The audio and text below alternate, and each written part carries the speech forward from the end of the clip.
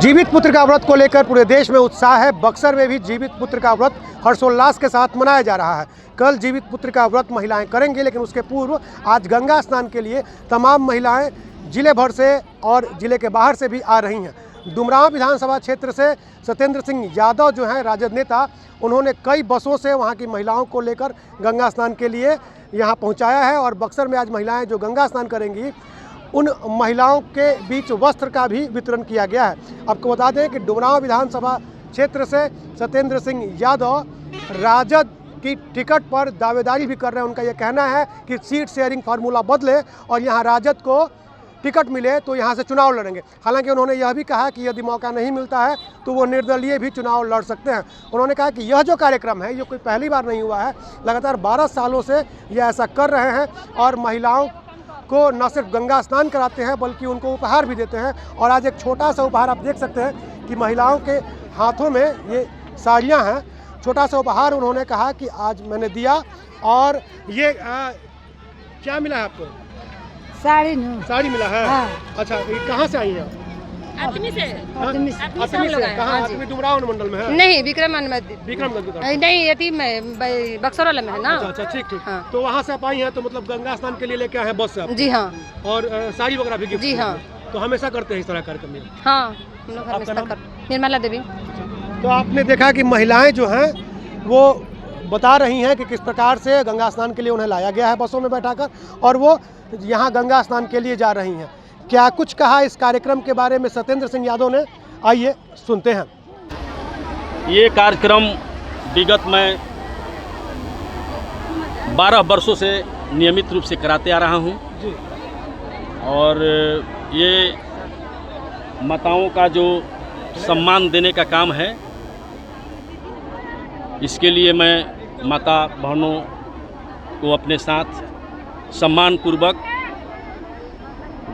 अपने पुत्र के जो लंबी उम्र के लिए व्रत रख रही हैं, उसके साथ साथ इन लोगों का आशीर्वाद हमें भी मिलता रहा है। माताएं बहनों का आशीर्वाद हमेशा मिलता है और आगे भी मैं ये कार्यक्रम जो चलते आ रहा है उसको आगे भी। साड़ी भी बांट रहे हैं आज आप? तो माताओं को तो ये सम्मान देने का मेरा जो मान सम्मान जो हमारे नेता भी कर रहे हैं, महिलाओं को मान सम्मान देने का काम तो मैं भी कर रहा हूँ। आपके नेता लगातार क्षेत्र में है, कल पूर्णिया में गए थे, वहाँ पे मेडिकल कॉलेज की स्थिति देखी। आप भी लगातार क्षेत्र में हैं, क्या लगता है डुमरांव विधानसभा से उम्मीदवारी आपकी तय हो गई है लगभग? देखिए, मैं 90 से सामाजिक न्याय में विश्वास रखा हूँ और लालू जी हमारे नेता हैं। तेजस्वी जी नौजवानों के भविष्य को देखते हुए, युवाओं के बेरोजगारी जो बढ़ी हुई है, माता बहनों का जो मान सम्मान बढ़ाने के लिए जो अपना एजेंडा बनाए हैं, उसमें हम लोग विश्वास रखते हुए चुनाव और विधानसभा की बात है तो पार्टी अगर हमको मौका देती है तो मैं चुनाव लड़ूंगा। ऐसे जनता के बीच में भी मुझे इस तरह का आ रहा है कि आप चुनाव लड़िए। क्या लगता है महागठबंधन के जो अभी वर्तमान में विधायक है उनसे जनता नाराज है? ये तो जनता बता सकती है, मैं क्या, आप लोग तो मीडिया वाले हैं, आप लोग भी बता। आपकी नज़रों से क्या लगता है, क्योंकि आप भी एक मतदाता तो हैं वहाँ के, तो आपको क्या लगता है? आपके मैं अगर कुछ कहूँगा तो ये अच्छी बात नहीं महागठबंधन के लोगों को लगेगी। डुमरांव में सर्वे करावें, डुमरांव में सीट में जो बदलाव है वो होनी चाहिए, आपको लगता है?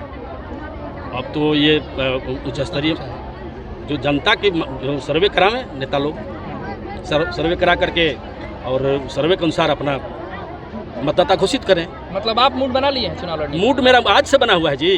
हम 35 बरस से राजनीति कर रहे हैं। कोई भी चाहता है कि मैं 2001 से पंचायत का प्रतिनिधि रहा हूँ, एक लंबा मेरा क्षेत्र है प्रखंड का। आपको लगता है कि आपको पहले मौका मिल जाना चाहिए था, लेट हो गया? अब तो ये देखिए, लक लेबर चांस बहुत बड़ा चीज़ है। मैंने अपने जीवन में राजनीतिक तौर पर बहुत खोया हूँ और मुझे उम्मीद है और ये मतदाता और जनता के मालिकों में मुझे विश्वास भी है, अगर पार्टी सिंबल देती है तो ठीक है, नहीं तो जनता का जो मन मिजाज होगा उस पर भी हम निर्दलीय भी मूड बना रहे हैं क्या आप? निर्णय लेंगे। अब जनता के बीच की बात न है। सबसे पहले तो आप सभी को बहुत बहुत धन्यवाद। और आप देख रहे हैं यहाँ पर हजारों की संख्या में महिलाएं हैं, हमारी माताएं बहनें हैं। मैंने अपने पिताजी से प्रेरणा ली है कि क्योंकि ये पहले से ये कार्यक्रम करते आ रहे हैं, तो मैं जब से आया तो इस कार्यक्रम को मैंने अपनाया और महिलाओं को सम्मान के प्रति जो मेरे मन में भाव है वह सदा ही रहेगा। और जहाँ तक रहा बात जुतिया पर्व की, तो मेरा महिलाओं से या फिर मैं अपने जनता से मेरा वादा था कि जब भी द्वितीय पर्व आएगा मैं आप सभी को गंगा स्नान कराने के लिए प्रत्येक वर्ष ले जाऊँगा। जैसे मेरे पिताजी कहाँ से श्रद्धालुओं को लाए हैं आप लोग?